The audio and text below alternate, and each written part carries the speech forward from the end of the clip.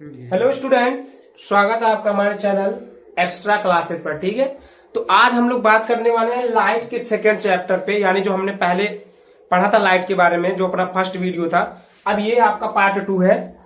ठीक है, आप थंबनेल में पढ़ सकते हैं या पार्ट 2 ही है। ठीक है, उसमें लिखा हुआ है। अब यहाँ पे आप लोग देखिए, हम पहले बात कर लेते हैं। यहाँ पे हमने कुछ लिख दिया है ताकि आपका समय थोड़ा बच सके, आपका थोड़ा समय बच सके और हमारा भी यहाँ पे थोड़ा वीडियो छोटा हो जाए, इसी कारण हम लिख देते हैं, उसके बाद आपको समझाते हैं। अभी देखिए यहाँ पे हेडिंग आपको दिख रहा है अवतल दर्पण। ठीक है, अवतल दर्पण और उत्तर दर्पण। ठीक है, आज दर्पण के बारे में हम लोग डिस्कस करेंगे। ठीक है, दर्पण से रिलेटिव जितने भी क्वेश्चन है, जितने भी डेफिनेशन वगैरह है, जितने भी प्रतिबिंब बनते हैं, उसको हम क्लियर करेंगे। बाकी क्वेश्चन से रिलेटिव जो होगा वो पूरे मतलब जो चैप्टर है दर्पण प्रकाश से, जितने भी चैप्टर मतलब चैप्टर जो है वो आपका लेंस से हो या दर्पण से हो, उसके रिलेटिव जो आवर्धन क्षमता वगैरह होता है, उससे रिलेटिव सारे प्रश्न को या जो सवाल होते हैं उसको एक वीडियो में क्लियर किया जाएगा। फिलहाल यहाँ हम बात करते हैं पहले अवतल दर्पण के बारे में। अब अवतल दर्पण को समझने से पहले आपको समझना होगा कि गोलीय दर्पण क्या होता है, क्योंकि यहाँ पे हमने देखिए लिख दिया है गोलीय दर्पण। ठीक है, तो गोलीय दर्पण थोड़ा सा समझ लेते हैं, उसके बाद आते हैं अवतल दर्पण और उत्तल दर्पण पर। ठीक है, देखिए पहले हम गोलीय दर्पण समझ लेते हैं। गोलीय दर्पण क्या होता है, तो यहाँ पे हम लिख दे रहे हैं ऐसे हम यहाँ लिख दे रहे हैं, ये गोलीय दर्पण क्या होता है इसके बारे में हम थोड़ा सा लिख दे रहे हैं, गोलीय दर्पण। ठीक है, गोलीय दर्पण।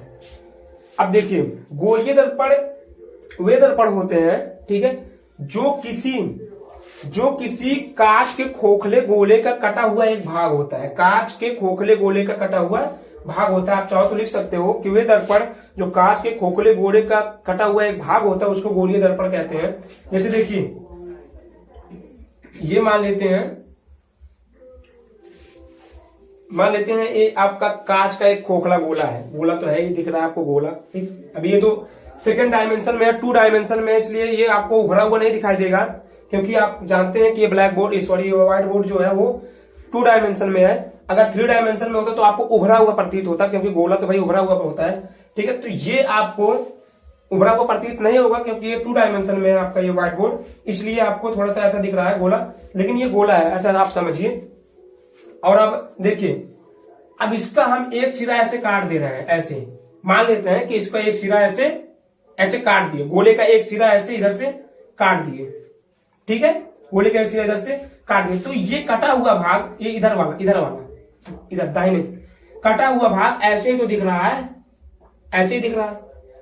ठीक है, कटा हुआ भाग ऐसे दिख रहा है। अब मान लेते हैं एक हमने इधर वाले से काट दिया, एक इधर वाले से काट दिया, तो ये ऐसे दिख रहा है, इधर वाला भाग ऐसे दिख रहा है। अब हम इसके बारे में बताते हैं कि ये है क्या। ठीक है, गोलीय दर्पण आपको समझ में आ गया होगा।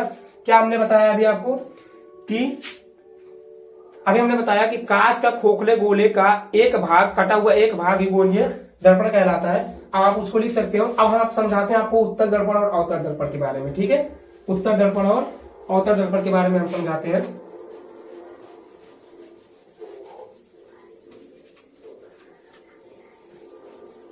गोलीय दर्पण हमने आपको इसलिए बता दिया क्योंकि आपके यहाँ पे डेफिनेशन में गोलीय दर्पण दिख रहा है, लिखा हुआ, इसलिए गोलीय दर्पण के बारे में थोड़ा सा हमने बता दिया। चलिए अब यहाँ देखिए अवतल दर्पण हेडिंग है और इसमें लिखा हुआ है कि गोलीय दर्पण, जो अभी हमने आपको बताया, गोलीय दर्पण जिसका परावर्तक पृष्ठ वे पृष्ठ होती हैं जहां से कोई भी वस्तु रिफ्लेक्ट होता है। उसका मतलब जैसे प्रकाश आता है तो प्रकाश का रिफ्लेक्शन, प्रकाश का परावर्तन वगैरह हमने अपने फर्स्ट वीडियो में डिस्कस किया है, आप पहला वीडियो देख सकते हैं जा करके। यहाँ पे लिखा है गोलीय दर्पण जिसका परावर्तक पृष्ठ अंदर की ओर हो, परावर्तक पृष्ठ अंदर की ओर हो और जो पॉलिश किया गया हो वो उभरे हुए तल पर हो। अभी देखिए ये लिखा हुआ है, उससे हम अवतल दर्पण कहते हैं। ऐसा ही पूरा लिखा गया है सेंटेंस। अब देखिए ये हो गया हमारा। अभी देखिए हमने अभी आपके सामने यहाँ पे ऐसे खोखला गोला था। ठीक है, खोखला गोला था और इसका हमने एक भाग ऐसे कट किया था, ऐसे कट किया था, तो इधर वाला भाग ऐसे जो दिख रहा था, ऐसे दिख रहा था ना।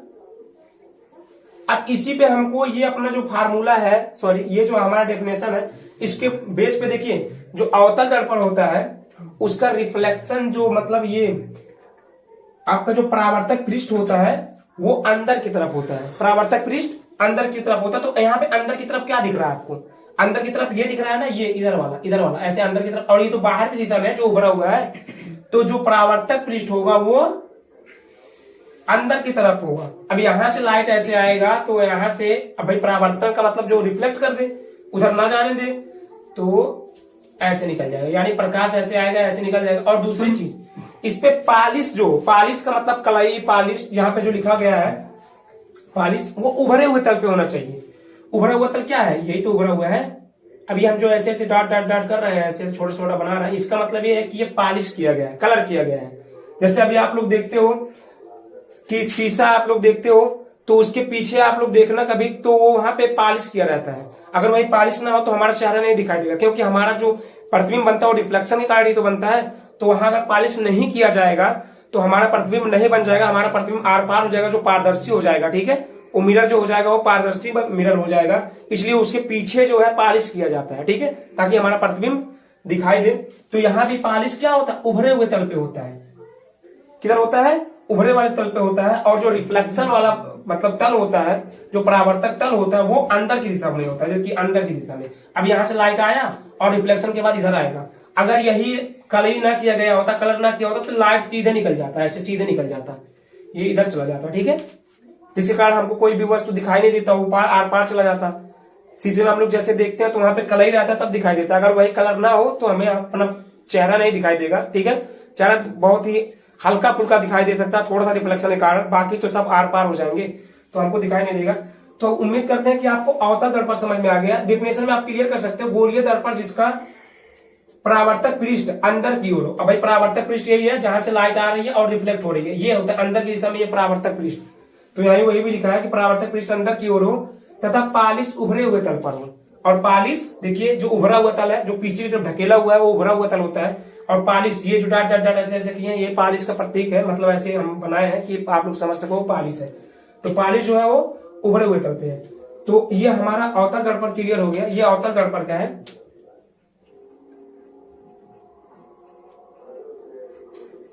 अवतल दर्पण। अब हम लोग बात करते हैं उत्तल दर्पण के बारे में। ठीक है, उत्तल दर्पण के बारे में बात करते हैं। तो चलिए, उत्तल दर्पण में सेम इसी का उल्टा होता है। क्या होता है, सेम इसी का उल्टा होता है। देखिए यहां दिया है गोलीय दर्पण जिसका परावर्तक पृष्ठ बाहर की ओर हो, जिसका परावर्तक पृष्ठ बाहर की ओर हो तथा पालिश दबे हुए तल पर हो। देखिए अभी गोलीय पृष्ठ यहाँ पे आ रहा है, तो गोलीय पृष्ठ का मतलब क्या, खोखले गोले का कटा हुआ एक भाग, खोखले गोले का कटा हुआ एक भाग। ठीक है, तो देखिए अभी मान लेते हैं खोखला गोला है, खोखला गोला है। अब इसका हमने इधर से कट कर दिया। अब इसका कटा हुआ भाग यही, तो ये इसको हम ऐसे बना ले रहे हैं, ऐसे ऐसे। अरे भाई इधर तो यही कटा है, ऐसे ही बनेगा। ठीक है, अब बात करते हैं। देखिए खोखले गोलीय दर्पण जिसका परावर्तक पृष्ठ बाहर की ओर हो तथा पालिश दबे हुए तल पर हो। पालिश दबे हुए तल पर हो। भाई दबा हुआ तल क्या है, ये अंदर की दिशा में, यही तो, यानी पालिश इधर होना चाहिए अंदर की ओर, उसका उल्टा होगा इसमें। ठीक है, और परावर्तक तल बाहर की दिशा में, उभरे हुए दिशा में। ठीक है भाई, किधर, उभरे हुए दिशा में हो, परावर्तक तल उभरे हुए दिशा में हो, और जो आपका पालिश हो वो दबे हुए तल पर हो। तो देखिए यहां से लाइट आएगा तो रिफ्लेक्शन के कारण ऐसे निकल जाएगा, इधर नहीं जा पाएगा ना, तो नहीं जा पाएगा, क्योंकि उधर तो भाई पेंट हुआ है, कलई हुआ है, कलर हुआ है। तो भाई जिधर कलर हो जाएगा तो जो मिरर है, जो दर्पण है, वो आपका पारदर्शी नहीं रह जाएगा। पारदर्शी होता तब ये इधर से इधर चला जाता, पारदर्शी। ठीक है, लेकिन ये पारदर्शी नहीं है क्योंकि इसके पीछे कलर कर दिया गया है। अगर कलर नहीं होता तो पारदर्शी होता, तो हमारा प्रतिबिंब जो होता है वो बनता नहीं ठीक ठाक से, तो ऐसे ऐसे प्रकाश से निकल जाता, सीधे निकल जाता, ये रिफ्लेक्शन होता ही नहीं। ये जो इधर रिफ्लेक्शन हो रहा है, ये किसके कारण हो रहा है, कलर के कारण हो रहा है। ठीक है, जो ये पीछे कलर किया गया है इसमें भी, और ऐसे हमने अवतल दर्पण में बताया। तो उम्मीद करते हैं आपको ये भी उत्तल दर्पण वाला भी समझ में आ गया है।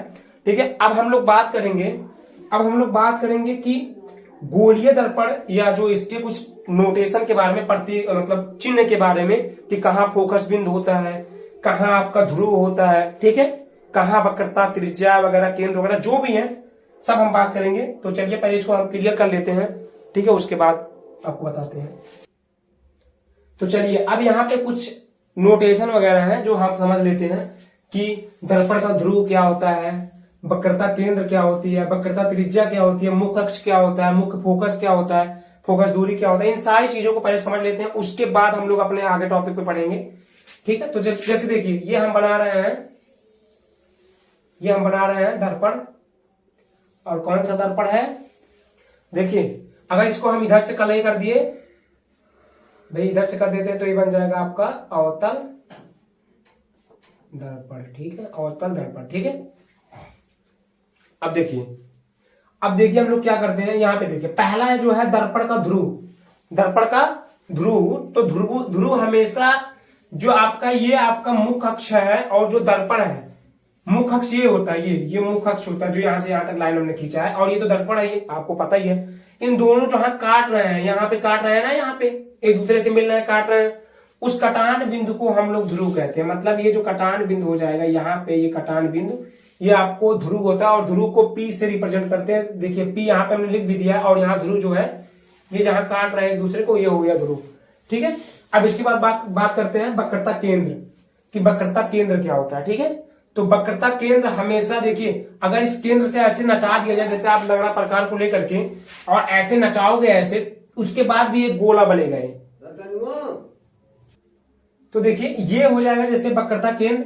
अब वक्रता केंद्र यहाँ है, ठीक है, यहाँ चलो यहाँ पे हमने कर दिया सी को वक्रता केंद्र होता है। ठीक है, अब देखिए केंद्र को ऐसे लेकर घुमाओगे तो उसके बाद भी एक गोला बनेगा ना, तो गोले का ही तो एक भाग है, जैसे हमने अभी काट के बताया कि एक गोले का ही तो एक भाग है।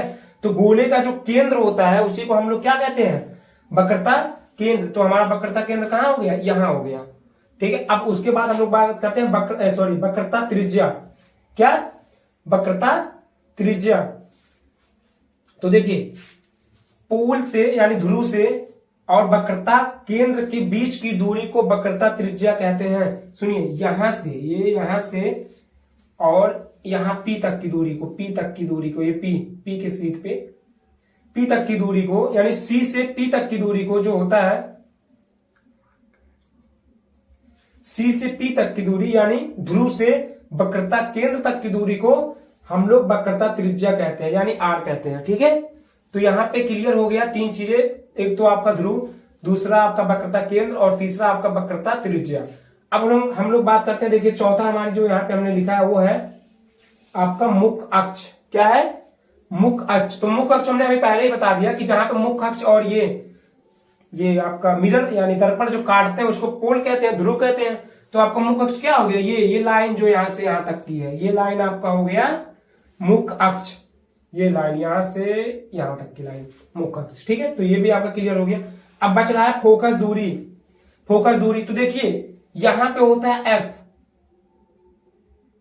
ठीक है,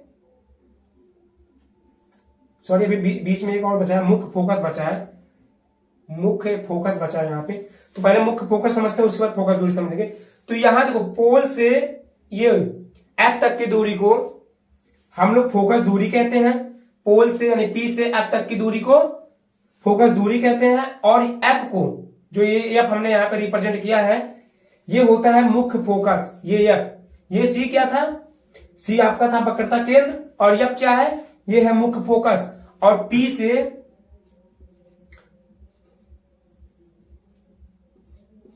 से एफ तक की दूरी क्या हो गई, फोकस दूरी। ठीक है, पी से एफ तक की दूरी क्या हो गई, फोकस दूरी, यहां से यहां तक की दूरी। तो ये क्लियर हो गया आपको कि दर्पण का ध्रुव क्या होता है, वक्रता केंद्र क्या होता है, वक्रता त्रिज्या क्या होती है, ये आपका मुख्य अक्ष क्या होता है। ठीक है, फोकस दूरी क्या होता है, मुख्य फोकस क्या होता है, सब क्लियर हो गया, मैं यहाँ पे आपको बता दिया। अब हम लोग बात करते हैं कि प्रतिबिंब कैसे बनता है, उसके बारे में हम लोग डिस्कस करेंगे। तो पहले इसको हम क्लियर करते हैं। चलिए अब बात कर लेते हैं गोलीय दर्पण से परावर्तन किरण आरेख, यानी पहले हम इसके बारे में डिस्कस करेंगे, उसके बाद दर्पण से कैसे प्रतिबिंब बनता है, वस्तु कहाँ रखा जाएगा, प्रतिबिंब कहाँ बनेगा, इसके बारे में डिस्कस करेंगे। लेकिन उससे पहले हम ये डिस्कस कर लेते हैं कि प्रकाश चलती कैसे, परावर्तन के पश्चात वो कहां से गुजरती है, इन सब सारी चीजों के बारे में यहाँ पे डिस्कस कर लेते हैं।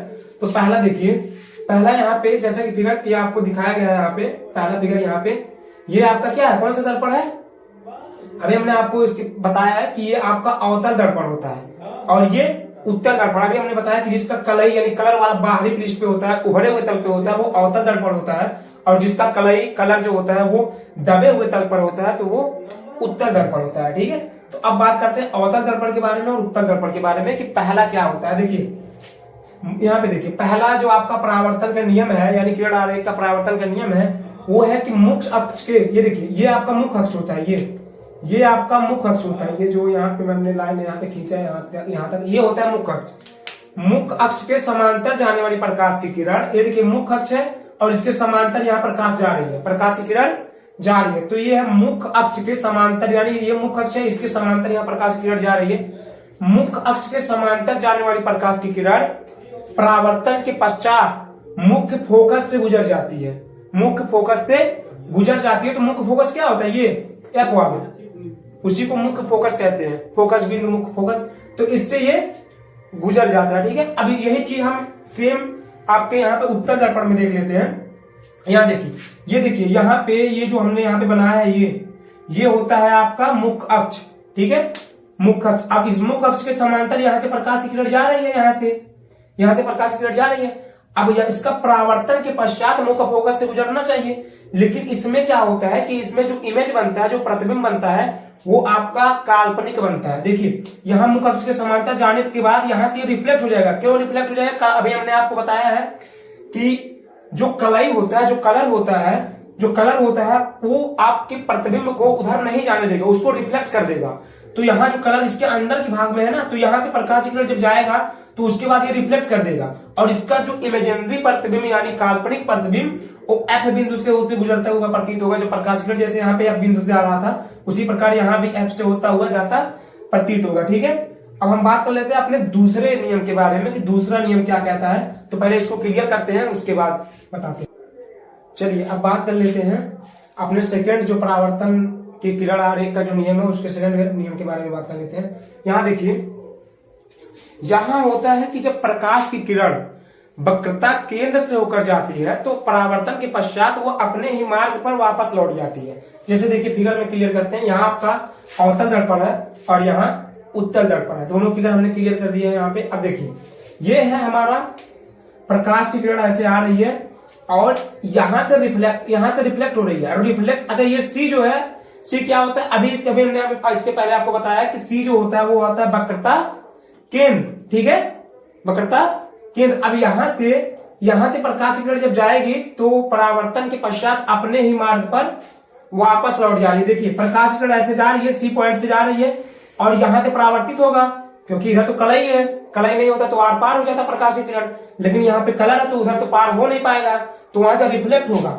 अब रिफ्लेक्ट जो होगा तो वो अपने ही मार्ग पे वापस चला जाता है। सी से जब जाएगी प्रकाश की किरण तो रिफ्लेक्शन के कारण वो अपने ही मार्ग पर वापस लौट जाती है। ये अवतल दर्पण में हम लोगों ने समझ लिया। अब सेम चीज हम उत्तल दर्पण में समझते हैं, लेकिन उत्तल दर्पण का एक बहुत बड़ा नियम होता है कि उसमें जो इमेज बनते हैं, जो प्रतिबिंब बनते हैं, वो हमेशा काल्पनिक बनते हैं। देखिए यहाँ पे उत्तल दर्पण, यहाँ पे देखिए उत्तल दर्पण में यहाँ से प्रकाश की किरण आ रही है, ऐसे हमने बनाया, एरो इधर दिया, मतलब प्रकाश की किरण ऐसे जा रही है।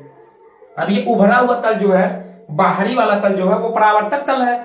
अब परावर्तक तल पे जब गिरेगी प्रकाश की किरण, यहाँ परावर्तक तल पे जब प्रकाश की किरण गिरेगी तो यहीं से रिफ्लेक्ट हो जाएगा, तो प्रतिबिंब जो बनेगा वो हमारा काल्पनिक बनता है और सी बिंदु से जाना चाहिए। तो भाई सी बिंदु से इसको क्या डॉट डॉट करके देखिए, डॉट डॉट करके हमने सी से इसको उजाड़ दिया। अब ये इमेज जो बन रहा है वो काल्पनिक बनता है। क्या बनता है, काल्पनिक बनता है। और यहाँ हमने लिखा भी है कि ये जो होता है उत्तल दर्पण होता है और यहाँ ये मुख्य अक्ष होती है और ये भी मुख्य अक्ष। ठीक है, तो ये तो दूसरा भी आपका क्लियर हो गया। अब तीसरे के बारे में हम लोग क्लियर करते हैं। चाहे तो आप लिख सकते हैं कि यहाँ आप चाहे तो लिख सकते हैं, देखिए यहाँ आप लोग लिख सकते हैं कि जब प्रकाश की किरण, ठीक है, वक्रता केंद्र से होकर जाती है तो परावर्तन के पश्चात वह अपने ही मार्ग पर पुनः वापस लौट जाती है, ऐसा आप लिख सकते हैं। ठीक है, तो अब अपने बात कर लेते हैं तीसरे किरण आरेख के बारे में। ठीक है, तब तक इसको हम क्लियर करते हैं। चलिए तो तीसरे नियम के बारे में देख लेते हैं। यहाँ देखिए, यहाँ तीसरा नियम ये कहता है, ठीक है, जो आपका किरण आरेख का परावर्तन का नियम है, जिसके कारण हम प्रतिबिंब बनाएंगे अभी आगे चल के, वस्तु कहाँ रखें, कहाँ प्रतिबिंब बने, उन सब चीजों के बारे में डिस्कस किया जाएगा। लेकिन उससे पहले जो तीनों नियम अभी हम बताएं उसका प्रयोग आपको करना होगा और इसको आपको याद भी करना होगा। तभी आप प्रतिबिंब बना सकते हैं दर्पणों की सहायता से। ठीक है, जो दर्पण से बनेंगे, जैसे अवतल दर्पण हो गया, उत्तल दर्पण हो गया, दोनों से हम लोग प्रतिबिंब बनाना सीखेंगे। लेकिन पहले आपको ये क्लियर करना होगा जो अभी हमने आपको बताया कि मुख्य अक्ष के समांतर जाने वाली प्रकाश की किरण परावर्तन के पश्चात क्या होता है, मुख्य अक्ष के समांतर, ऐसे मुख्य अक्ष अभी पहला वाला बताए थे, मुख्य अक्ष के समांतर जाने वाली प्रकाश की किरण, चाहो तो आप लिख सकते हो। ठीक है, मुख्य अक्ष के समांतर जाने वाली प्रकाश की किरण जो परावर्तन के पश्चात, ठीक है, किससे गुजर जाता था, एफ पॉइंट से गुजर जाता था। परावर्तन के पश्चात एफ पॉइंट से यानी फोकस बिंदु से या मुख्य फोकस से गुजर जाता था, ऐसा कुछ। और दूसरा हमने अभी आपको बताया कि वक्रता केंद्र यानी सी से होकर जाने वाली प्रकाश की किरण परावर्तन के पश्चात अपने ही मार्ग पर वापस लौट जाता है। और तीसरे के बारे में हम लोग डिस्कस करने जा रहे हैं। ठीक है, तो चलिए देखिए, यहां ये होता है तीसरा नियम, आप लोग लिख सकते हैं कि फोकस से जाने वाली प्रकाश की किरण, ठीक है, फोकस से जाने वाली या मुख्य फोकस से जाने वाली प्रकाश की किरण परावर्तन के पश्चात मुख्य अक्ष के समांतर हो जाती है। यहां देखिए, आप फिगर में देखते हैं, उसके बाद क्लियर करते हैं। हमने क्या बोला कि मुख्य फोकस से जाने वाली प्रकाश की किरण परावर्तन के पश्चात मुख्य अक्ष के समांतर हो जाती है, मुख्य अक्ष के समांतर होकर निकल जाती है। ठीक है, अब जैसे यहाँ पे देखते हैं, ये पहले हमारा अवतल दर्पण है, तो अवतल दर्पण पे पहले देखते हैं, उसके बाद उत्तल दर्पण पे देख लेंगे, क्लियर हो जाएगा। देखिए, यहाँ हमारा है फोकस, ठीक है, अब यहां से प्रकाश की किरण आ रही है और यहाँ एफ से गुजर रही है। ठीक है, प्रकाश की किरण आ रही है और एफ से गुजर रही है और यहाँ परावर्तक तल पे आके गिर रही है। कहां पे गिर रही है, परावर्तक तल पे। ये परावर्तक तल होता है ना, अभी इसके पहले हमने आपको बताया था कि भाई जहां से प्रकाश रिफ्लेक्ट होता है वही परावर्तक तल होता है, बहुत ईजी है। ठीक है, तो यहां से प्रकाश की किरण आ रही है और परावर्तक तल पे गिर रही है। अब वो रिफ्लेक्ट होगा, जाहिर सी बात है रिफ्लेक्ट होगा, तो भाई रिफ्लेक्ट यहां से देखिए, यहां पे गिरी और रिफ्लेक्ट होने के बाद नियम ये कहता है कि जब प्रकाश की किरण मुख्य फोकस से जाती है तो परावर्तन के पश्चात मुख्य अक्ष के समांतर हो जाती है। भाई मुख्य अक्ष यही तो है, अभी तो हमने बहुत बार डिस्कस किया कि मुख्य अक्ष क्या, हमने यहाँ पे लिखा भी है। तो यहां से प्रकाश की किरण जा रही है और यहाँ गिर रही है और यहाँ से फिर रिफ्लेक्ट के कारण ऐसे चली जा रही है, ये मुख्य अक्ष के समांतर हो जा रहा है, मुख्य अक्ष के समांतर हो जा रहा है। और यहाँ पे फिगर जो होता है वो रियल, देखिए यहाँ पे फिगर तो बन जाता है, लेकिन यहाँ पे जो फिगर बनता है वो काल्पनिक बनता है, तो काल्पनिक वाले पे आते हैं। ये तो अवतल दर्पण आप समझ गए होंगे, प्रकाश की किरण आ रही है, यहाँ मुख्य फोकस से जा रही है और परावर्तन के पश्चात मुख्य अक्ष के समांतर होकर निकल जा रही है। ठीक है, अब बात कर लेते हैं उत्तल दर्पण के बारे में। देखिए, अब यहाँ तो जो इमेज बनेगा वो तो भाई काल्पनिक बनने वाला है। ठीक है, काल्पनिक बनने वाला है। तो देखिए, यहाँ देखिए, ये देखिए, पहले तो हमारा नियम ये कहता है कि एफ से जाने वाली प्रकाश की किरण परावर्तन के पश्चात मुख्य अक्ष के समांतर हो जाती है। तो भाई इधर से तो हम लोग कोई किरण ला तो नहीं सकते ना, ये तो काल्पनिक चीज है, तो हम इधर से ला रहे हैं। अब ऐसा प्रतीत कराएंगे कि वो एफ से गुजर रही है। देखिए, अब हम इधर से ला रहे हैं प्रकाश की किरण, भाई इधर से तो आएंगे, कोई भी प्रकाश की किरण जो वस्तु की जो लाइट वगैरह आती है इधर से आती है, बाहर से आती है। ठीक है, तो इधर से आ रही है। अब यहाँ तो कहीं फोकस बिंदु दिख नहीं रहा है, मुख्य फोकस दिख नहीं रहा है, तो क्या करेंगे, उसको काल्पनिक ले जाएंगे। तो देखिए, हमने काल्पनिक ले गए हैं। ठीक है, और यहाँ रिफ्लेक्शन, अब रिफ्लेक्शन इधर तो होगा नहीं, इधर तो कलाई है, कलाई वाले सतह से रिफ्लेक्शन नहीं होता है, जो कलाई के ऊपर होता है, जो कलर के ऊपर होता है वहां से रिफ्लेक्शन होता है ना। परावर्तक तल के बारे में हमने बताया कि उत्तल दर्पण में जो परावर्तक तल होता है वो उभरा हुआ तल होता है। उत्तल दर्पण में जो परावर्तक तल होता है वो उभरा हुआ तल होता है। तो यहाँ से जब प्रकाश की किरण आएगी तो रिफ्लेक्शन के कारण मुख्य अक्ष के समांतर हो जाएगी, क्योंकि मुख्य अक्ष यही होता है। ये हमने यहाँ पे लिखा भी है कि ये यहाँ से लेकर के यहाँ तक ये क्या है, मुख्य अक्ष है। और यहाँ पे रिफ्लेक्शन, जो आपका परावर्तक तल है यहाँ पे गिरेगा, फिर यहाँ से रिफ्लेक्ट कारण मुख्य अक्ष के समांतर हो जाएगा। तो उम्मीद करते हैं ये भी आपको समझ में आएगा। आप चाहो तो लिख सकते हो कि जब प्रकाश की किरण, ठीक है, जब प्रकाश की किरण मुख्य फोकस से होकर जाती है तो परावर्तन के पश्चात मुख्य अक्ष के समांतर हो जाती है। ठीक है, ये होता है नियम। अब इसके बाद हम लोग बात करने वाले हैं कि प्रतिबिंब, हमको अवतल दर्पण से प्रतिबिंब कैसे बनाते हैं। पहले अवतल दर्पण से सीखेंगे, उसके बाद उत्तल दर्पण से सीखेंगे प्रतिबिंब कैसे बनता है। ठीक है, तो पहले इसको हम क्लियर करते हैं, उसके बाद आपको बताते हैं। चलिए, तो बात कर लेते हैं अभी प्रतिबिंब का। जो अवतल दर्पण से प्रतिबिंब हमारा बनेगा उसकी पहली स्थिति। ठीक है, यहाँ पे हमने लिख दिया पहला जो है, ठीक है, पहली स्थिति के बारे में हम लोग बात कर लेते हैं। जब यहाँ पे लिखा है जब वस्तु, ठीक है, अनंत पर हो, कहां पर हो, अनंत पर हो, तो प्रतिबिंब कहां बनेगा, इसके बारे में हम लोग डिस्कस करेंगे। तो यहाँ पे हमने फिगर को बना के रखा है, अब देखिए ये हमारा जो वस्तु है वो अनंत पर है। वस्तु कहाँ है? अनंत पर है। अब जो प्रतिबिंब बनने का नियम है कि जो अभी हमने आपको बताया था कि परावर्तन के नियम क्या होता है, किरण के परावर्तन का नियम अभी हमने बताया है। उन तीनों में से, वहां पे 3 नियम बताए थे, उन तीनों में से किसी 2 का प्रयोग करके हम लोग प्रतिबिंब को बनाते हैं, किसी 2 का प्रयोग करके। ठीक है, फिलहाल देखते हैं इसमें क्या होता है। तो देखिए कम से कम 2 का प्रयोग करना होगा। अगर 1 से बन जा रहा तो ठीक है, लेकिन कम से कम आपको 2 का प्रयोग करना होगा। ठीक है, तो यहाँ पे देखिए, यहाँ पे हमने आपको बताया था कि जो पहला वाला जो हमने बताया था आपको कि मुख्य अक्ष के समांतर जाने वाली प्रकाश की किरण परावर्तन के पश्चात एफ बिंदु से होकर गुजर जाती है, यानी फोकस से होकर गुजर जाती है। अब देखिए यहाँ पे, यहां से देखिए, ये तो भाई अनंत पर है ना, वस्तु तो अनंत पे है, तो यहां से प्रकाश की किरण ऐसे आ रही है और ऐसे जा करके मुख्य अक्ष के समांतर, ये मुख्य अक्ष है, इसके समांतर जा रही है, तो यहां से रिफ्लेक्शन के कारण ये कहां से? एफ से गुजर जा रही है। अब नीचे से प्रकाश की किरण आ रही है वो ऐसे जाएगी और परावर्तन के पश्चात एफ से गुजर जाएगी। ठीक है, तो भाई जो परावर्तन के पश्चात किस बिंदु से गुजर रही है? एफ से गुजर रही है। और जहां किरण आरेख काटते हैं, किरण आरेख जहां जिस बिंदु से गुजरती है उस बिंदु पर ही हमारा प्रतिबिंब बनता है। तो देखिए यहाँ जो है इसका जो है गुजर रहा है एफ बिंदु से, और ये भी गुजर रहा है बिंदु से, मतलब काट कहाँ रहा है दूसरे एक ये किरण आरेख और ये किरण आरेख एक दूसरे को जिस बिंदु पे काटेंगे वहीं से प्रतिबिंब नापा जाता है। तो देखिए कहाँ पे काट रही है? एफ बिंदु पे काट रही है ना, एफ बिंदु पे काट रही है।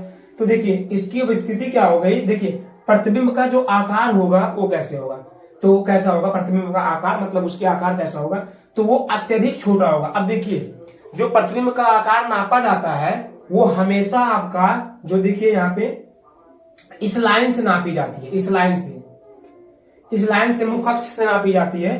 तो भाई यहाँ तो मुख्य अक्ष पे ही बन रहा है, मतलब अगर कोई लाइन ऐसे है और प्रतिबिंब इसी लाइन पे बनेगा इसी पर, तो भाई यहाँ कहीं बनता तो ऐसे नाप लेते, यहाँ कहीं बनता तो ऐसे नाप लेते, लेकिन जब उसी लाइन पर ही बनेगा तो भाई उसकी प्रतिबिंब छोटा नहीं होगा। और छोटा क्या, एक बिंदु के आकार का होगा। कितना होगा? अरे भाई एक लाइन पे बिंदु तो आ सकता है, और क्या आ पाएगा? बिंदु ही आ पाएगा। तो जो उसकी लाइन की जो मतलब जो प्रतिबिंब बनेगा वो बहुत छोटा होगा। यहाँ पे हमने लिखा है अत्यधिक छोटा। अगर चाहो तो आप यहाँ लिख सकते हो बिंदु के समान, चाहो तो आप लोग लिख सकते हो बिंदु के समान। ठीक है, अगर आप लोग चाहो तो ऐसा लिख सकते हो कि जो तथा प्रतिबिंब के बारे में देख लेते हैं कि प्रतिबिंब की प्रकृति कैसी होगी। तो यहाँ पे लिखा है कि प्रतिबिंब की प्रकृति जो है वो वास्तविक तथा उल्टा है। ठीक है, अच्छा अभी हम लोग अगर बात करें कि अवतल दर्पण के बारे में, तो अवतल दर्पण में हर कंडीशन में ये वास्तविक ही बनता है। बस लास्ट वाली कंडीशन जो 6वीं कंडीशन होगी जो अभी हम आपको बताएंगे, वहां पर जो है प्रतिबिंब वास्तविक नहीं बनता है। बाकी और 5 कंडीशन जो भी है प्रतिबिंब बनने का यहाँ पे नियम, उन सभी में वास्तविक बनता है। ठीक है, तो ये तो हमारा हो गया पहला, जब वस्तु कहाँ पे हो?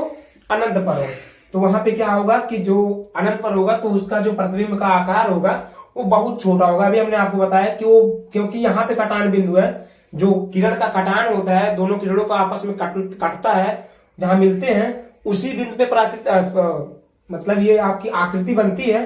तो ये कटान बिंदु कहाँ पे मिल रहा है? एफ पॉइंट पे मिल रहा है। अतः जो हमारी दूरी होगी, मतलब जो वस्तु का प्रतिबिंब का आकार होगा वो बहुत छोटा होगा और एक बिंदु के समान होगा, क्योंकि अभिलंब पर ही मतलब ये चित्र बन जा रहा है। जो इसकी प्रतिबिंब है वो अभिलंब पे ही बन जा रही है, और हर जो प्रतिबिंब की लंबाई नापी जाती है वो अभिलंब से ही नापी जाती है। तो जब अभिलंब पर वो बन जा रहा है तो उसके बाद हम लोग नापेंगे कहां से? इसलिए उसकी जो आकार होती है वो बहुत छोटा होता है और एक बिंदु के समान होता है। ठीक है, अभी हमने आपको बता दिया।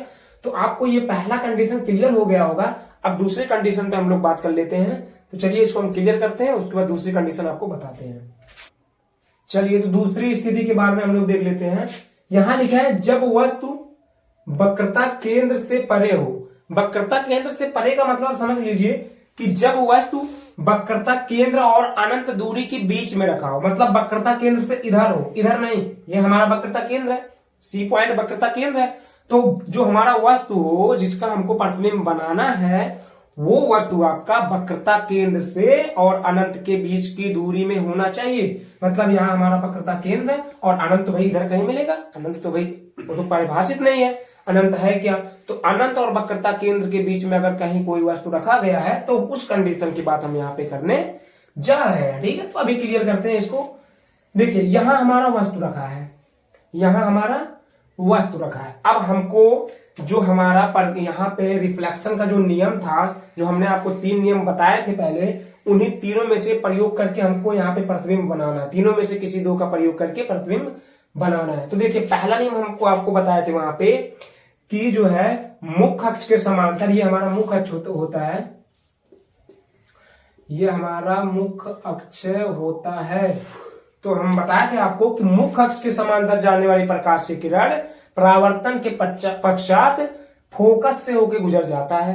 तो यहाँ पे मुख्य अक्ष के समांतर ये किरण जा रही है, ये किरण, ये मुख्य अक्ष है, ये किरण जा रही है मुख्य अक्ष के समांतर। परावर्तन के पश्चात कहां से गुजर जाएगा? फोकस पॉइंट से गुजर जाएगा, फोकस बिंदु से या मुख्य फोकस से गुजर जाएगा। तो देखिए यहाँ परावर्तन के पश्चात ऐसे ऐसे ऐसे आया, यहाँ फोकस से गुजर जा रहा है। अब हम बात कर लेते हैं दूसरी स्थिति के बारे में। हमने उसमें आपको बताया था कि जब प्रकाश की किरण वक्रता केंद्र से होकर जाती है तो परावर्तन के पश्चात वह अपने ही मार्ग पर वापस लौट जाती है। तो उस वाले का प्रयोग यहाँ करेंगे। एक तो प्रयोग हमने यहाँ पे कर लिया समांतर वाला, कि जब प्रकाश की किरण मुख्य अक्ष के समांतर जाती है, ये वाला अभी बताए हैं। अब दूसरा हम प्रयोग कर रहे हैं कि जब प्रकाश की किरण आपका वक्रता केंद्र से होके जाए तो परावर्तन के पश्चात वो उसी मार्ग पर फिर से वापस पुनः वापस लौट जाता है। तो ये जा रहा है, ये देखिए ये जा रहा जा रहा जा रहा जा रहा, यहाँ आया और यहां से फिर उसी स्थान पे वो लौट गया। देखिए यहां से एरो का मतलब ये इधर जा रहा है और यहाँ हमारा परावर्तक तल है, भाई यहाँ परावर्तक तल है। अब यहाँ से रिफ्लेक्ट होगा, परावर्तित होगा, परावर्तित होने के बाद इसी मार्ग पे फिर से चला जाएगा, जैसे आया वैसे गया, खाली हाथ। तो देखिए अब हम लोग बात कर लेते हैं, जहां इसका कटान बिंदु होगा उसी कटान बिंदु पे हमारा प्रतिबिंब बनेगा। तो यहाँ पे देखिए ये हमारा पहला किरण था, इधर यहाँ कट रहा है ना दोनों, ये दोनों आपस में काट रहे हैं, तो यहाँ प्रतिबिंब बना, ये हमारा प्रतिबिंब हो गया। ये इसका कोई नाम आप दे सकते हो, इसका नाम दे सकते हो, इसका नाम दे सकते हो। चलो इसको ओ और ओ डैश नाम दे देते हैं, तो इसको आई और आई डैश दे देंगे, ठीक है ना। तो हमारा जो इमेज बना, ये आई और आई डैश कर दिए, इसको ओ डैश, इसको आई आई डैश, ठीक है, इमेज वाले को आई आई डैश। तो हमारा इमेज क्या है, अब देख लीजिए, ये हमारा वस्तु था और ये हमारा इमेज है, प्रतिबिंब है हमारा, ठीक है। अब आप लोग को फिगर में ही क्लियर है कि वस्तु का जो आकार है, मतलब वस्तु की जो लंबाई है, जो आकार है, वो प्रतिबिंब से बड़ा है। देख लीजिए प्रतिबिंब का आकार छोटा है, नाप सकते हो या समझ सकते हो या आप पढ़ सकते हो, मतलब यहाँ पे हमने लिखा दिया है, उस आप यहाँ पे देखने में भी लग रहा है ये बड़ी है ना आकार और ये छोटी है, तो भाई बड़ी आकार यहीं पे हमने यहाँ पे लिखा है प्रतिबिंब का आकार। अब भाई प्रतिबिंब का आकार क्या हुआ, उल्टा, ठीक है, सॉरी वस्तु से छोटा, उल्टा भी है, देखो मतलब विपरीत दिशा में उल्टा है लेकिन वस्तु से छोटा है। यहाँ पे हमने लिखा है प्रतिबिंब का आकार, प्रतिबिंब यही तो है, और ये जो हमारा वस्तु था ये वस्तु से छोटा तो है, तो यही तो लिखा है वस्तु से छोटा। और यहाँ पे प्रतिबिंब की जो प्रकृति है वो वास्तविक तथा उल्टा है, भाई उल्टा तो है, देख लो उल्टा तो है ही, मतलब हमारा वस्तु इस दिशा में रखा है, ऊपर की दिशा में, पर या अभिलंब से ऊपर रखा है, तो प्रतिबिंब कहाँ नीचे बन रहा है ना, तो उल्टा है कि नहीं है, तो उल्टा भी है। और वास्तविक तो हमने पहले बताया कि जो अवतल दर्पण में होता है सभी वास्तविक होते हैं, केवल एक को छोड़ के वो छठवीं वाली कंडीशन होता है जो लास्ट वाला प्रतिबिंब बनता है, वो वाला उसको भी हम बता रहे हैं। तो वास्तविक हो गया तथा उल्टा तो बनी रहा, दिख ही रहा प्रतिबिंब में। तो आपको ये भी क्लियर हो गया होगा। अब हम लोग बात करेंगे अपनी तीसरी कंडीशन के बारे में कि तीसरे में जो है प्रतिबिंब कैसा बनता है। तो पहले तो आपको इसको क्लियर हम कर लेते हैं, उसके बाद उसको हम समझा देते हैं। चलिए तो तीसरी कंडीशन के बारे में हम लोग जान लेते हैं कि तीसरी कंडीशन क्या है। जब वस्तु वक्रता केंद्र पर हो। अब वक्रता केंद्र क्या होता है, अभी हमने आपको बताया कि वक्रता केंद्र क्या होता है, सी पॉइंट ही आपका वक्रता केंद्र होता है। मतलब हमारा वस्तु कहां पे हो, सी पर हो, यानी ये वस्तु यहाँ पे, यहां से ऊपर वाला सब वस्तु है, ये यहां से इस पॉइंट से ऊपर का क्या है, वस्तु है। अब हम भाई प्रतिबिंब बनाने के लिए किसी दो का प्रयोग करना होगा। अभी हमने आपको बताया है, इसी लेक्चर में आपको हम बताए हैं कि जो है आपको किसी दो का प्रयोग करना है, जो रिफ्लेक्शन वाला जो पॉइंट था तीनों में से किसी दो का। तो देखिए हमने बताया था कि मुख्य अक्ष के समांतर जाने वाली प्रकाश की किरण परावर्तन के पश्चात फोकस से गुजर जाती है, तो फोकस से गुजर जा रही है। तीसरा कंडीशन हमने आपको बताया था, दूसरा को छोड़ दीजिए, तीसरा, पहला और तीसरा। तीसरा पे हमने बताया था कि फोकस से जाने वाली प्रकाश की किरण परावर्तन के पश्चात मुख्य अक्ष के समांतर हो जाती है। तो देखिए ये आपका किरण दूसरा वाला जा रहा है, देखिए यहां से ये फोकस से जा रहा है ना, एफ से जा रहा है, ये यहाँ पे एफ है, ये यहाँ पे एफ फोकस से जा रही है। तो मतलब फोकस से जाने वाली प्रकाश की किरण परावर्तन के पश्चात मुख्य अक्ष के समांतर हो जाती है। तो ये देखिए फोकस से जा रहा है, मुख्य फोकस से जा रहा है, और रिफ्लेक्शन के कारण, रिफ्लेक्शन के पश्चात ये क्या हो जा रहा है, मुख्य अक्ष के समांतर। देखिए ये मुख्य अक्ष है, इसके समांतर हो जा रहा है। तो अब ये वाला और ये वाला किरण कहाँ काट रहे हैं, यहाँ पे काट रहे हैं, यहाँ पे काट रहे हैं, और जहां काटते हैं, जहां एक दूसरे से मिलते हैं, वहीं बनता है प्रतिबिंब। तो वही प्रतिबिंब यहां बनेगा ना, मतलब सी पे देखिए, सी पे हमारा वस्तु भी था और सी पर ही प्रतिबिंब बन रहा है। और एक चीज देखिए, जितना बड़ा हमारा वस्तु का आकार है उतना बड़ा ही प्रतिबिंब का भी आकार होगा। तो देख लीजिए, जितना बड़ा वस्तु का आकार उतना बड़ा प्रतिबिंब का आकार। और सी पॉइंट पे हमारा वस्तु था और सी ही पॉइंट पे हमारा जो है प्रतिबिंब भी बन रहा है। तो अभी हम लोग डिस्कस कर लेते हैं प्रतिबिंब का आकार। तो वस्तु के आकार के समान, अभी हमने बताया कि जितना बड़ा वस्तु होगा उतना बड़ा ही प्रतिबिंब होगा। तो वही चीज यहाँ पे लिखे हैं। और यहाँ पे लिखा है प्रतिबिंब की जो प्रकृति क्या है, तो अभी हमने बताया वास्तविक तथा उल्टा बन रहा है ना, ये सीधा था भाई, ये जो है आपका मुख्य अक्ष के ऊपर है, तो प्रतिबिंब क्या मुख्य अक्ष के नीचे बन रहा है ना, तो उल्टा बन रहा है, वास्तविक तथा उल्टा। अब बात करते हैं अपने चौथे कंडीशन पे, ठीक है, तो इसको हम क्लियर करते हैं। चलिए तो हम अपने चौथी स्थिति के बारे में देख लेते हैं। यहाँ देखिए, जब वस्तु वक्रता केंद्र तथा फोकस के बीच में हो, यानी जब हम वस्तु को वक्रता केंद्र और फोकस के बीच में रख दें तो उसकी प्रतिबिंब कहाँ बनेगी, इसके बारे में हम डिस्कस करते हैं। तो देखिए ये हमारा हो गया अवतल दर्पण, ठीक है। अब हमने जो वस्तु रखा है वो देखिए, ये है हमारा क्या, ये होता है वक्रता केंद्र और ये होता है फोकस या मुख्य फोकस, जो भी कह लीजिए। अब हमारा वस्तु जो है यही तो है, ओ और ओडेस। ओ और ओडेस ये हमारा क्या होता है, वस्तु होता है। तो हमने ओ और ओडेस को कहां पे रख दिया, सी और एफ के बीच में नहीं रखा है, सी और एफ के बीच में ही रखे हैं। तो यही हमारा यहाँ पे जो लिखा हुआ वह भी है कि जब वस्तु वक्रता केंद्र यानी सी तथा फोकस के बीच यानी एफ के बीच में रखा हो तो उसका प्रतिबिंब कहाँ बनेगा। तो देखिए हमने अभी आपको मतलब 3 नियम बताए थे, उसी तीनों में से 2 का प्रयोग करके यहाँ बनाते हैं। हमने आपको बताया था कि मुख्य अक्ष के समांतर जाने वाली प्रकाशीय किरण परावर्तन के पश्चात फोकस से होकर गुजर जाती है। तो देखिए पहला नियम तो यही अप्लाई हो रहा है कि मुख्य अक्ष के समांतर जा रही है रेखा, किरण ऐसे जा रही है और परावर्तन के पश्चात देखिए फोकस से गुजर गई ऐसे। दूसरा हम प्रयोग करेंगे कि जब फोकस से होकर जाती है कोई प्रकाशीय किरण तो परावर्तन के पश्चात वो क्या होता है, मुख्य अक्ष के समांतर हो जाता है। तो देखिए यहाँ प्रकाश, यहाँ देखिए यहाँ फोकस से जा रहा है ना, यहाँ देखिए फोकस से जा रहा है, फोकस से जाने के बाद क्या हो रहा है, ये मुख्य अक्ष के समांतर हो जा रहा है परावर्तन के पश्चात। तो ये दोनों यहाँ पे काट रहे हैं, यहाँ काट रहे हैं, और जहां काटते हैं 2 किरणें वही हमारा बनता है प्रतिबिंब। तो भाई ये हो गया हमारा प्रतिबिंब। अच्छा, इसी चीज को ऐसे भी समझा जाता है, यहाँ ऐसे भी इस चीज को समझा जा सकता है, इसको इस नियम से भी अप्लाई कर सकते हैं। यहाँ देखिए वस्तु को हमने सी और एफ के बीच में देखिए रखे हैं यहाँ पे, ठीक है, सी और एफ के बीच में यहाँ पे वही रखा गया। तो उसी चीज को ऐसे भी समझ सकते हैं, 2 फिगर से समझ लेते हैं। कहीं इसको मतलब ये भी लिख लेंगे तो भी सही है, ये भी लिखेंगे तो भी सही है। अब देखिए जब वस्तु सी और एफ के बीच में है यानी यहाँ, ठीक है, तो यहां से देखिए मुख्य अक्ष के समांतर जा रही है प्रकाशीय किरण और परावर्तन के पश्चात फोकस से होकर देखिए गुजर जा रही है, ऐसे चली जाएगी। और क्या होता है कि एक हमने आपको नियम बताया था कि यहाँ वक्रता केंद्र से होकर जाने वाली प्रकाशीय किरण परावर्तन के पश्चात उसी मार्ग पे वापस लौट जाती है। तो यहाँ जब हमने वस्तु को रख दिया तो ये तो सी से जा नहीं सकता क्योंकि सी तो इसके पीछे पड़ रहा है।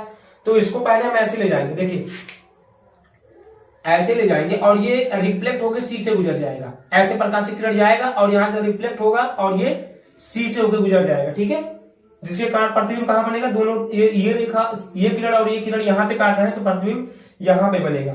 अच्छा, आप लोग एक चीज देख सकते हैं कि यहाँ जो प्रतिबिंब का आकार है आप लोग लिख भी सकते हो, यहाँ जैसे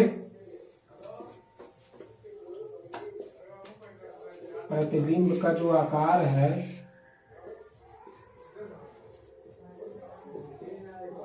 प्रतिबिंब का आकार यानी प्रतिबिंब का जो आकार बताइए जो वस्तु से क्या है, वस्तु से बड़ा है कि छोटा है।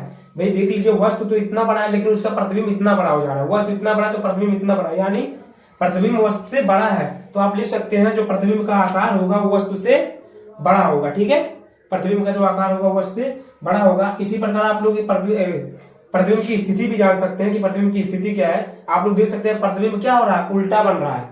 उल्टा तथा देखिए वास्तविक तथा उल्टा। अभी हमने आपको बताया था कि हर कंडीशन में ऐसे बनता है, छठवीं कंडीशन को छोड़ के, उसको अभी हम लोग डिस्कस कर रहे हैं। फिलहाल यहाँ क्या बन रहा है, वास्तविक तथा उल्टा। तो ये हमारा चौथा कंडीशन आप लोग समझ सकते हैं और हमें उम्मीद है कि आपको अच्छे से समझ में आया होगा। अब हम लोग बात करते हैं अपने पांचवी के बारे में, जो पांचवी में मतलब वस्तु कहाँ रखा जाएगा उसके बारे में। तब तक इसको हम क्लियर करते हैं, ठीक है। चलिए तो पांचवी स्थिति के बारे में देख लेते हैं। जब वस्तु फोकस पर हो, यानी कहाँ पे हो, एफ बिंदु पर हो, यहाँ एफ पर। अब देखिए हमने वस्तु को यहाँ पे एफ पे रख दिया है, देखिए ये एफ पर, ये एफ पर, ठीक है। कोई दिक्कत तो नहीं होनी चाहिए। अब देखिए, अब हम लोग पहले ही पढ़ चुके हैं कि जो है मुख्य अक्ष के समांतर जाने वाली प्रकाश की किरण परावर्तन के पश्चात कहां से गुजर जाती है, मुख्य फोकस से गुजर जाती है, यानी एफ पॉइंट से गुजर जाती है। तो भाई यहाँ मुख्य अक्ष के समांतर जा रही है, जा रही है, और परावर्तन के पश्चात कहां से गुजरेगी, मुख्य फोकस से गुजरेगी। ऐसे जा रही है भाई, मुख्य अक्ष तो यही होता है, यही तो होता है मुख्य अक्ष। ये लाइन जो बड़ी वाली लाइन है, यही तो मुख्य अक्ष होता है। अब इसके समांतर जाने वाली प्रकाश की किरण, ये प्रकाश की किरण जा रही है और परावर्तन के पश्चात मुख्य फोकस से होकर गुजर जा रही है। और हमने आपको बताया था कि सी पॉइंट से, यानी वक्रता केंद्र से होकर जाने वाली प्रकाश की किरण परावर्तन के पश्चात अपने ही मार्ग पे वापस लौट जाती है। तो भाई हमारा वस्तु यहाँ पे रखा है और हमारा सी पॉइंट तो इसके पीछे पड़ जा रहा है, इसके आगे हुए कहीं पड़ता तो ऐसे चला जाता। जब पीछे पड़ जा रहा तब कहां से जाएगा।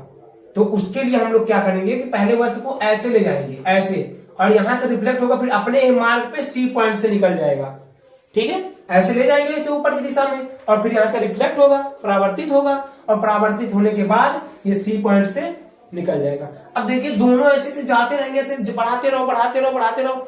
ये कहां पे मिलेंगे, इनका प्रतिबिंब कहां पे बनेगा, अनंत पे बनेगा। अनंत अपरिभाषित, जिसको हम परिभाषित ना कर सके, वहां जाके इमेज बनेगा, ठीक है। कहां बनेगा, अनंत पे बनेगा। अच्छा, और एक चीज हम लोग डिस्कस कर लेते हैं भाई, अनंत पे बनेगा तो आपको तो इतना बड़ा तक पता होना जाना चाहिए कि अनंत में जब ऐसे बढ़ेगा बढ़ा के तो उसका प्रतिबिंब बहुत बड़ा होगा। प्रतिबिंब के जो आकार यहाँ हमने लिखा है, यहाँ होगा प्रतिबिंब का आकार की जगह पे अगर आप लिखना चाहो तो यहाँ ब्रैकेट में ऐसे लिख सकते हो कि प्रतिबिंब का आकार जो होगा वो अत्यधिक बड़ा होगा, अत्यधिक बड़ा होगा। और जो प्रतिबिंब की प्रकृति है, जो है उसकी जो नेचर है, वो तो हमने आपको बता दिया है कि उसका प्रतिबिंब कहाँ बनेगा, बहुत बड़ा बनेगा और उल्टा बनेगा। ये ऐसे ऊपर है ना तो नीचे बनेगा प्रतिबिंब। भाई ऐसे जाता रहेगा, जाता रहेगा, जाता जाता जाता जाता कहीं ना कहीं मिलेगा, कहीं ना कहीं ऐसे बढ़ाते रहो बढ़ाते रहो, बढ़ाते बढ़ाते बढ़ाते बढ़ाते कहीं ना कहीं कटेगा। और कहाँ कटेगा, अनंत पे कटेगा। कहाँ कटेगा, अनंत पे कटेगा। तो वहां हमारा प्रतिबिंब बनेगा अनंत पर, और क्या होगा, बहुत बड़ा प्रतिबिंब होगा। और उसकी प्रकृति क्या होगी, क्या होगी प्रतिबिंब, प्रकृति क्या होगी, वास्तविक तथा उल्टा। क्योंकि देखिए हमारा वस्तु ऐसे सीधा है तो प्रतिबिंब उल्टा बन रहा है। अभी तक हमने यही सीखा है, ठीक है। अब हम लोग बात करेंगे अपनी छठवीं स्थिति के बारे में, जो थोड़ा सा डिफरेंट होगा इन सभी स्थितियों से, ठीक है। तो उसको हम यहाँ पे लिखते हैं, उसके बाद आपको समझाते हैं। चलिए तो हम लोग अपनी छठवीं स्थिति के बारे में जान लेते हैं कि जब वस्तु फोकस तथा ध्रुव के बीच में हो, यानी जब वस्तु एफ तो फोकस होता है, यानी एफ और पी के बीच में हो। एफ का मतलब फोकस और पी का मतलब ध्रुव, ठीक है। एफ से फोकस होता है और पी से पोल होता है, यानी ध्रुव होता है। अब पी और एफ के बीच में हमारा वस्तु होना चाहिए। तो आप लोग फिगर में देख सकते हैं ओ डैश वस्तु है, कौन सा, ओ और ओ डैश। अब आप लोग देखिए और समझिए कि कहाँ पे ओ और ओ डैश लिखा गया है, एफ और पी के बीच में है कि नहीं है। यही हमने यहाँ पे लिखा भी है कि हमारा वस्तु जो होना चाहिए वो एफ और पी के बीच में ही होना चाहिए। तो एफ और पी के बीच में ही हमारा वस्तु है। अब हम लोग प्रतिबिंब बनाते हैं। तो हम लोगों ने पढ़ा है और बहुत अच्छे से पढ़ा है कि अभी तक हम लोगों ने छठवीं स्थिति को पहुंच गए, और हर बार ये लग रहा है कि मुख्य अक्ष के समांतर जाने वाली प्रकाश की किरण परावर्तन के पश्चात फोकस से, यानी मुख्य फोकस से होकर निकल जाती है। तो देखिए यहाँ से मुख्य अक्ष के समांतर जा रही है और परावर्तन के पश्चात मुख्य फोकस से निकल जा रही है। और हम लोगों ने पढ़ा था कि वक्रता केंद्र से होकर जाने वाली प्रकाश की किरण परावर्तन के पश्चात अपने मार्ग पे वापस लौट जाती है। तो देख लीजिए अब यहाँ तो देखिए सी पॉइंट तो भाई हमारे वस्तु के पीछे पड़ जा रहा है, सी पॉइंट वस्तु के पीछे पड़ जा रहा है। तो सी से तो जा नहीं सकता प्रकाश की किरण कि हम लोग यहाँ से ऐसे ले जाएंगे, ऐसे ले जाएंगे, तो रिफ्लेक्ट कहाँ होगा, इधर तो कुछ पूरा खाली खाली स्थान है। रिफ्लेक्शन चाहिए तो भाई दर्पण की तरफ जाना चाहिए ना। प्रकाश जो हमारा प्रतिबिंब, जो प्रकाशित किरण जानी चाहिए वो दर्पण की ओर जानी चाहिए, तो उल्टा तो ले नहीं जा सकते। तो क्या करेंगे, ऐसे ऊपर बढ़ाएंगे। अभी इसकी पहली वाली स्थिति में हमने आपको बताया है, ऐसे ऊपर बढ़ाएंगे और यहां से रिफ्लेक्ट होगा। भाई परावर्तक तल यही तो है, ये अंदर वाला जो दबा हुआ है, जिधर जिधर कलई नहीं है, जिधर कलर नहीं है, वही तो परावर्तक तल होता है। तो यहाँ पे जब आएगा तो यहाँ से रिफ्लेक्ट होगा, रिफ्लेक्ट हुआ तो ये सी पॉइंट से निकल जाएगा, सी पॉइंट से निकल जाएगा। अब हम लोग देखेंगे कि जो ये वाला किरण निकल रहा है और ये सी वाला जो सी से निकल रहा है, ये दोनों फैलते हुए जा रहे हैं। जैसे जैसे आगे बढ़ रहा है वैसे वैसे फैल रहा है। मतलब आप इसको जितना बढ़ाते जाओगे उतना फैलता जाएगा, ये कहीं भी काटेगा ही नहीं, कहीं काटेगा ही नहीं। क्योंकि देख लीजिए आप लोग, यहां था तो कुछ कम दूरी था, यहां आया तो और दूरी हो गया। अभी हम इसको और बढ़ाएंगे ऐसे, तो ये और दूरी बढ़ता चला जाएगा, और दूरी बढ़ता चला जाएगा। इसका मतलब ये हो गया, इसको जितना बढ़ाएंगे उतना अधिक दूरी का जो डिस्टेंस हो रहा है वो उतना ही बढ़ता चला जा रहा है। तो ये कहीं भी नहीं काटेगा, अनंत तक चले जाओगे तब भी नहीं काटेगा। तो ऐसी स्थिति में भाई प्रतिबिंब तो हमको चाहिए ही चाहिए। तो हम ऐसी स्थिति में क्या करते हैं कि जब नहीं काट रहा है, जब कुछ नहीं हो, मतलब हमारे बस में कुछ भी नहीं हो पा रहा है, तो हम लोग क्या करेंगे, इसको अब देखिए, इसको हम लोग पीछे बढ़ाएंगे ऐसे डॉट डॉट करके, डॉट डॉट डॉट, ठीक है, डॉट डॉट। और इस वाले रेखा से भी पीछे बढ़ाएंगे ऐसे डॉट डॉट करके। अब ये जो डॉट वाले हैं, ये दोनों जहां पे काट देंगे वहीं प्रतिबिंब हो जाएगा।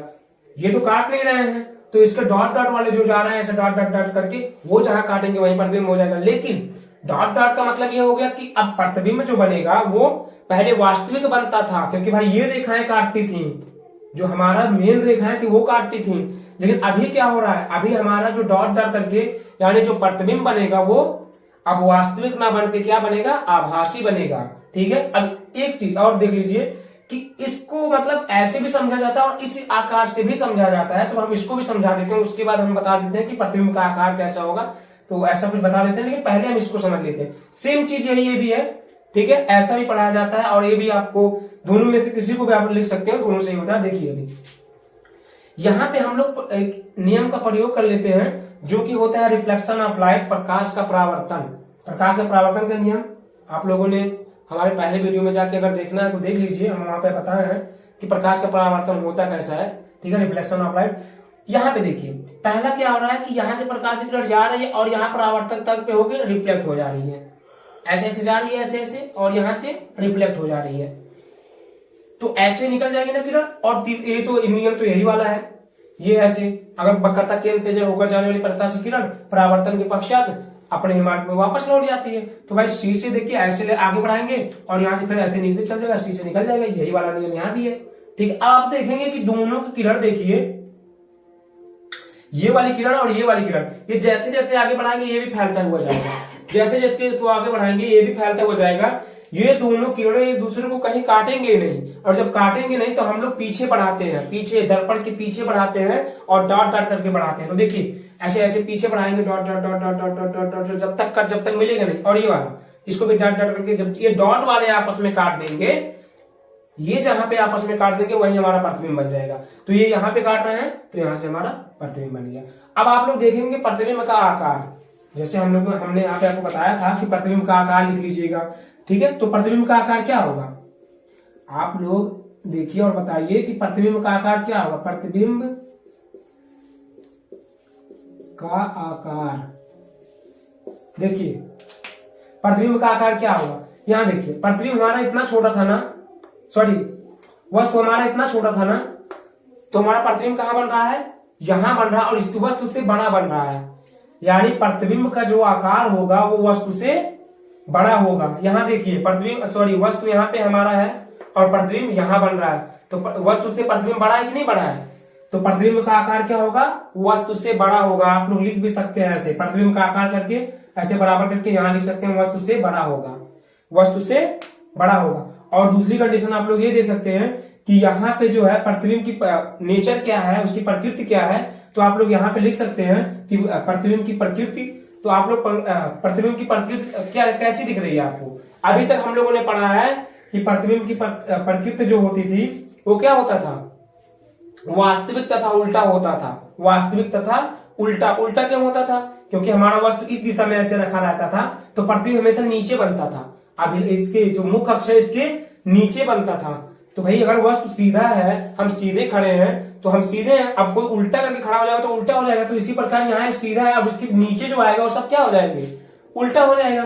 तो अभी तक हम लोगों ने जिस कंडीशन को पढ़ा है 5 कंडीशन में, वहां प्रतिबिंब क्या होता था, वास्तविक बनता था। वास्तविक क्यों बनता था, क्योंकि ये जो है इसका जो मतलब यहाँ से किरण है, किरण आरेख है, यही काटते थे आपस में, ऐसे डॉट डॉट करके नहीं कटाया जाता था, तो वो वास्तविक होता था। लेकिन यहाँ डॉट करके कटाया गया है ना, तो ये क्या होगा, ये आपका आभासी होगा।